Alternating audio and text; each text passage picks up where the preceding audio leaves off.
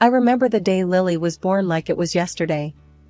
I was 8, a skinny girl with wide eyes and a head full of dreams.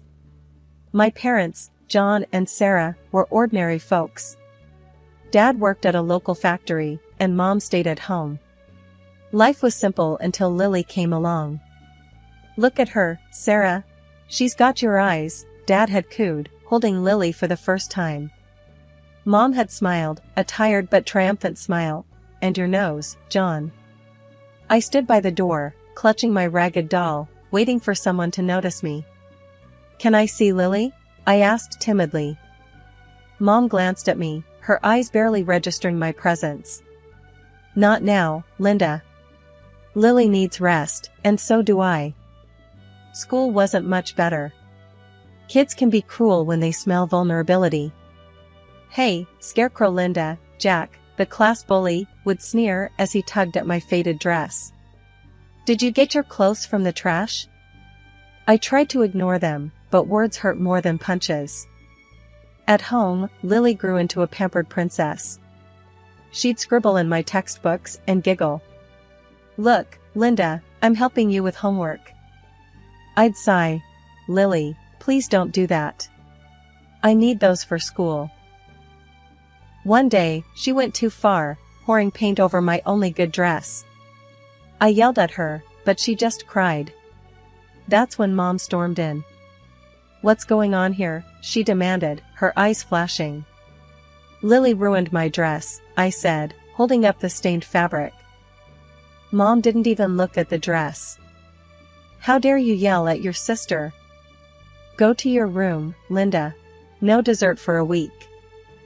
Grandma was the only one who understood. "Don't let them get you down, Linda," she'd say. Her house was my refuge, filled with books and love. She taught me to escape into stories, to live 1,000 lives within those worn pages. The day Grandma passed away was the day I lost my true home. I remember coming back from school, my heart heavy, walking into a house filled with her absence. My parents were in the living room, already talking about her belongings. "We should start clearing out her stuff," Dad said, his voice devoid of any sadness. Mom was looking through a list. "And her library? Those dusty old books?" I lingered at the doorway, listening, a tightness growing in my chest. "Just get rid of them," Dad shrugged. "Who needs all that old paper?" I couldn't hold back anymore. "Can I have Grandma's books?" I blurted out, stepping into the room. "Please?" They both turned, almost surprised to see me. "Sure, take them," Mom said dismissively. "We don't have any use for them anyway." I spent the next days transferring Grandma's books to my room, each one a piece of her I wasn't ready to lose. Life moved on in its cruel pace. As high school came to an end, my parents made an offer I didn't expect. "We'll pay for your college," Mom announced one evening. "You can study accounting or something practical." I remember feeling a mix of surprise and suspicion. "Really? Why?" I asked. "It's our duty," Dad said. "Just don't expect any more handouts after this." College was my escape, a chance to be more than just the overlooked sister. But even that came with its price. A few weeks into my part-time job at the library, Mom cornered me. "You're making money now. It's only fair you start paying us back for your tuition." I was stunned. "But you said you'd pay for my college." "I didn't ask for this." "Don't be ungrateful," she snapped. "Half your salary, that's the deal." The injustice of it burned in me, but I had no choice. Half of what little I earned went straight into their pockets.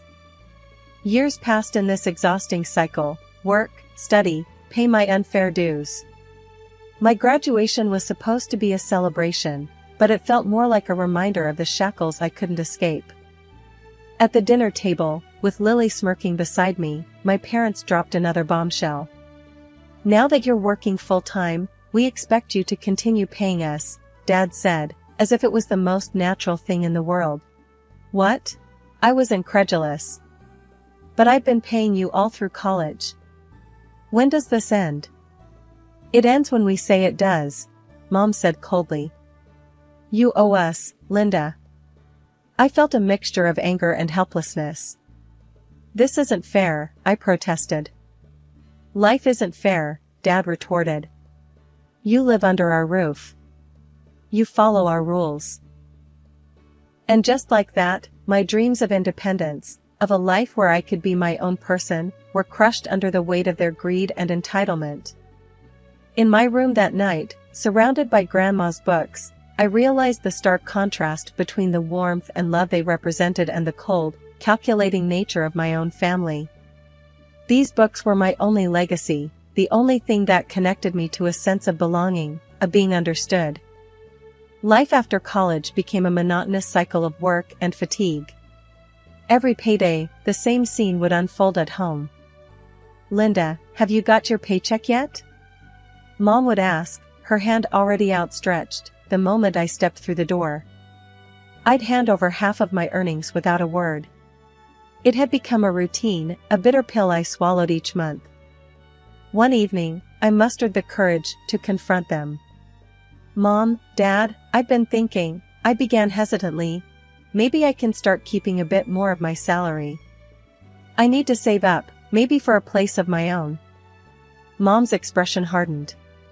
Your own place? Don't be ridiculous.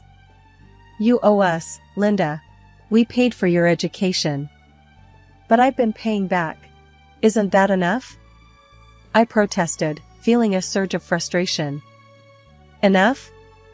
You think a few $1,000s cover your debt to us? Dad's voice rose. We raised you, fed you, clothed you. You owe us for a lifetime. I felt my heart sink. But I never asked for any of this. I just wanted to go to college. And who do you think paid for that? You think that was free? Mom snapped. No, Linda, you'll continue paying us, just as you have been. The unfairness of it all was suffocating. I had hoped, foolishly, that they might see reason, but their entitlement knew no bounds. Lily, ever the favored child, never missed a chance to taunt me.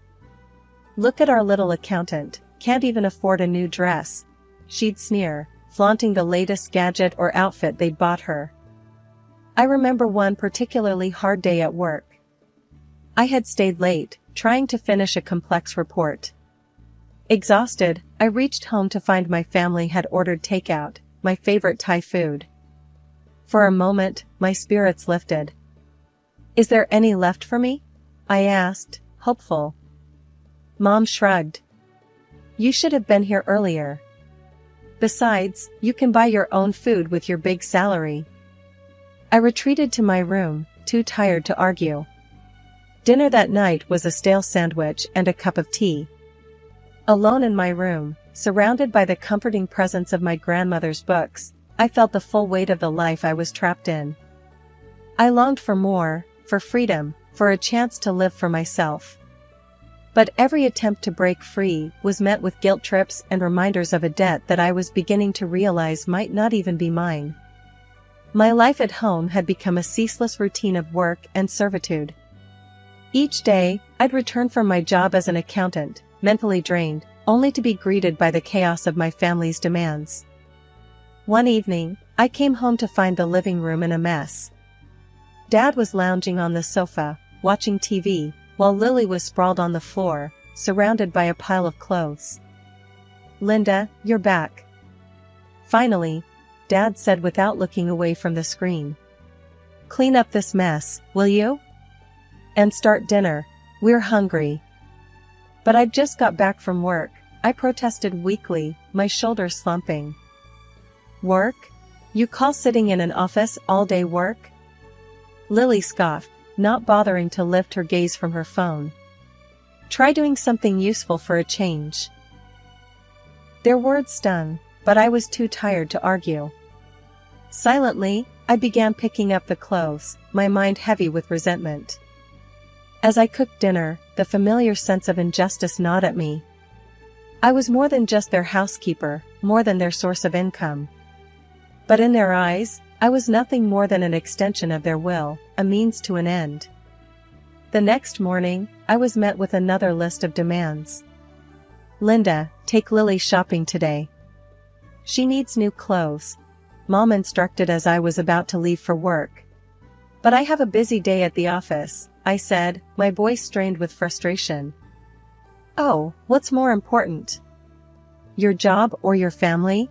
Mom retorted, her tone sharp. The irony of her words wasn't lost on me. My job was important only when it benefited them. Reluctantly, I agreed to take Lily shopping after work, sacrificing the little personal time I had left. At the mall, Lily flitted from store to store, her excitement in stark contrast to my growing despair. Isn't this dress cute, Linda? She gushed, holding up an expensive designer dress. Buy it for me.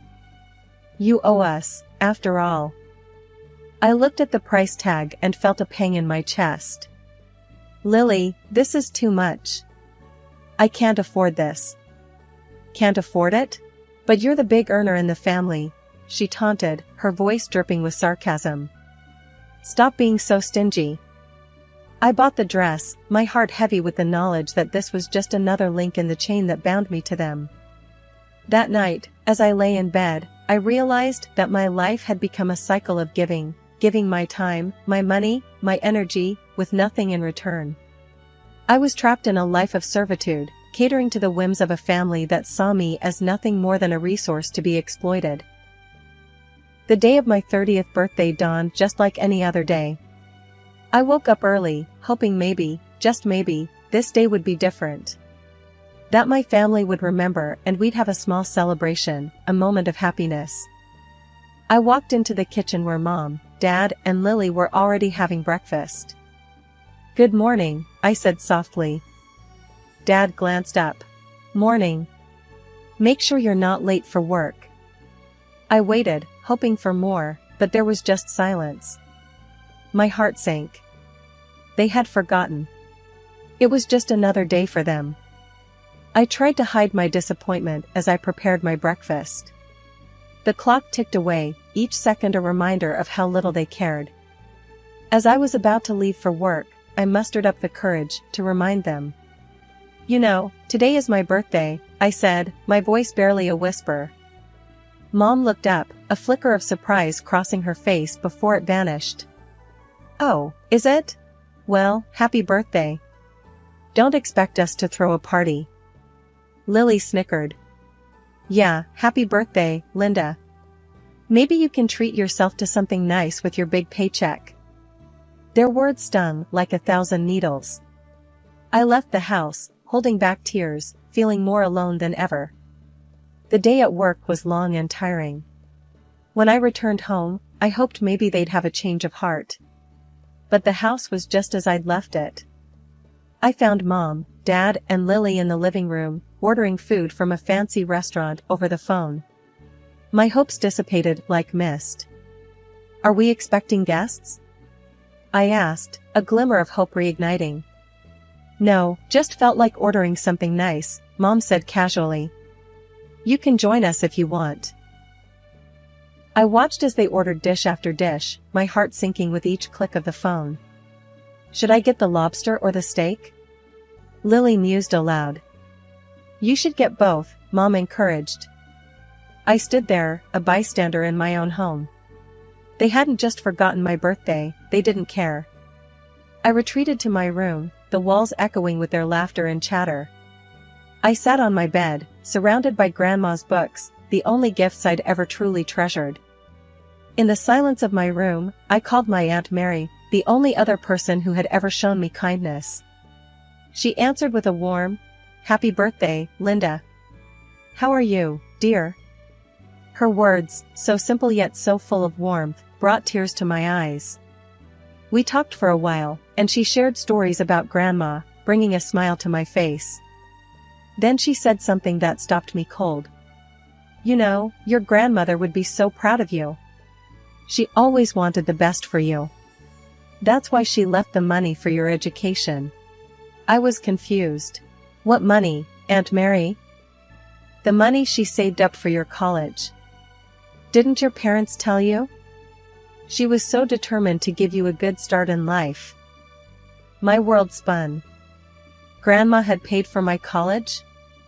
All these years, my parents had lied, making me believe I owed them. I hung up the phone, my mind racing.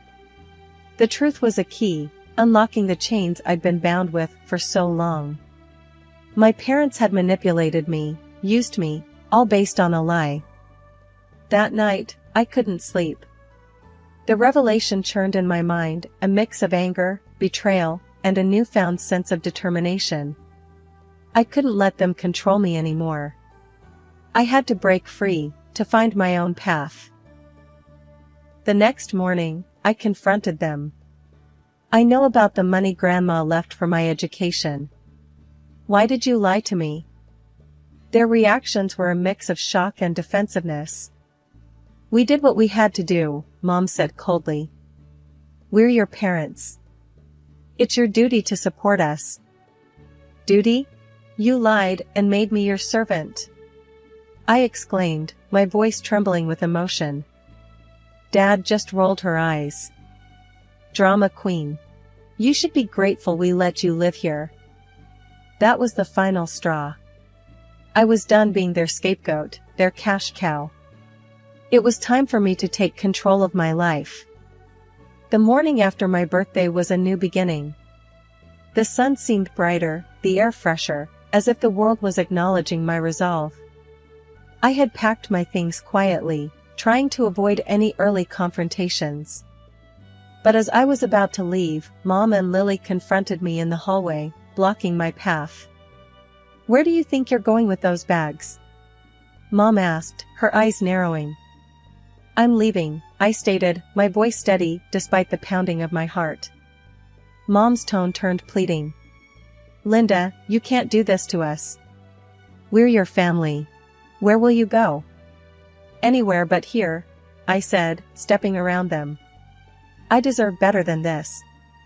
I deserve a life. As I walked out the door, I felt a weight lift off my shoulders.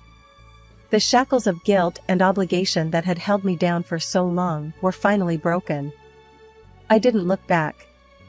I walked towards the bus stop, my heart filled with a mix of fear and excitement. I was stepping into the unknown, but for the first time, it was a path that I had chosen for myself. On the bus, I called a number I had written down a few months back, an advertisement for an apartment rental. The voice on the other end was friendly and understanding. By the time the bus reached my stop, I had arranged to view the apartment later that day. The apartment was small, but cozy, a stark contrast to the coldness of my family home. As I signed the lease, I felt a sense of ownership and independence I had never experienced before. That night, in my new apartment, surrounded by my grandmother's books, I finally felt at peace. I cooked a simple dinner for myself, enjoying every bite without the weight of judgment or expectation. My phone rang several times that evening, the caller ID showing my family's number. But I didn't answer. I was done letting them control my life. Instead, I curled up on the small sofa with a book, losing myself in a story of adventure and courage. It was like Grandma was there with me, her spirit encouraging me to live the life I was meant to have. In the quiet of my apartment, I made a promise to myself. I would live my life on my own terms, find my own happiness. I would no longer be the overlooked child, but a woman strong, free, and in control of her destiny. Settling into my new apartment was like starting a fresh chapter in my life. I had my own space, and for the first time, I could use my salary for myself. It was a revelation to realize how far my earnings could stretch when I wasn't giving half of it away to my parents and sister. I could afford good food, stylish clothes, and even indulge in a bit of self-care. One of my first acts of independence was giving myself a complete makeover. I got a stylish haircut, something I had always wanted but never dared to do. I bought clothes that made me feel confident and happy. Every morning, I dressed for work with a sense of pride and excitement. At work, my colleagues noticed the change immediately. Linda, you look fantastic. What's your secret? Sarah, one of my closest colleagues, asked me one day. "Just enjoying my life and embracing the change," I replied with a smile, feeling a sense of accomplishment. But the most important thing I did after moving out was to take my grandmother's books with me. Those books were more than just literature, they were a connection to the happiest part of my childhood and a reminder of my grandmother's love. Every evening, after returning from work, I would make myself a cup of tea and curl up with a book from Grandma's collection. It was my way of keeping her memory alive and cherishing the love for reading she had instilled in me. Life in my new apartment was peaceful and fulfilling. I relished in the small joys, like cooking my favorite meals, decorating my space, and losing myself in a good book. The sense of freedom was exhilarating. One afternoon, as I was arranging my books on a new shelf, I came across an old photo of my grandmother tucked inside a novel. Tears welled up in my eyes as I held it. I knew she would have been proud of me for finding my own way. I placed the photo on my nightstand, a nightly reminder of where I came from and the strength I carried within me. My grandmother's enduring love and the lessons she taught me were my guiding light. As days turned into weeks, I found myself evolving. I was no longer the overlooked, burdened daughter and sister. I was Linda, an independent woman who had taken control of her life. I had a job that I enjoyed, a cozy home filled with memories, and the freedom to be myself. Life was no longer about surviving, it was about living, thriving, and finding joy in the little things. My transformation was not just external, it was a deep, internal change that had reshaped my view of the world and myself. Every morning, as I looked at myself in the mirror, I saw a confident, happy woman staring back at me. I was finally at peace, living a life that was truly my own. I had been living in my new apartment for a month when my phone rang one evening. The caller ID flashed my parents' number, a sight that now stirred a mix of emotions. Bracing myself, I answered. "Linda, this is ridiculous. You need to come back home. We can't manage without the money you were giving us." Mom's voice was both pleading and demanding. "I'm sorry you're finding things tough, but I've moved on. Maybe it's time you both looked for jobs," I suggested, trying to keep my voice calm. "How dare you talk to us like that? After all we've done for you?" My dad's voice boomed through the speaker. "I've done my part for years. It's time for you to take responsibility for your own lives," I replied firmly. Their response was a barrage of insults and accusations, but I held my ground. "I'm not responsible for your financial problems," I repeated before ending the call. A few days later, there was a knock at my door. Opening it, I found my sister Lily standing there, her expression one of expectancy. "Linda, I need money for a new gadget. Just transfer it to me like before," she said, as if nothing had changed. I couldn't help but laugh at the absurdity. "Lily, I'm not your personal bank anymore. You should try earning your own money." Her reaction was immediate and intense. She began screaming at me, hurling insults and accusations. "You owe us. You're just a selfish, heartless monster." Her screams were so loud that they attracted the attention of my neighbors. Concerned, one of them called the police. Soon, 2 officers were at my door, questioning us about the commotion. After explaining the situation, the officers escorted Lily out, who continued her tirade even as she was led away. I blocked my family's numbers on my phone after that. I was done being their scapegoat and ATM. The next few weeks brought whispers of my family's worsening situation. Mutual acquaintances shared stories of their mounting debts and desperate attempts to find money. My parents, who had never worked a day since I started earning, were now doing odd jobs. Lily, too, found herself in a situation she had never imagined. The sister who once mocked me for my old clothes was now selling her designer outfits and expensive gadgets just to make ends meet. Despite a fleeting sense of pity, I reminded myself of their years of neglect and exploitation. They had chosen this path, and it was their responsibility to navigate it. In my world, life was blossoming. My job was going well, and I was enjoying my newfound freedom and independence. My apartment, once a distant dream, was now my haven of peace, filled with memories of my grandmother and her books. One evening, as I sat in my reading nook, a sense of profound contentment washed over me. The once overlooked and undervalued daughter had transformed into an independent woman. I had broken free from the chains of familial manipulation and emerged stronger.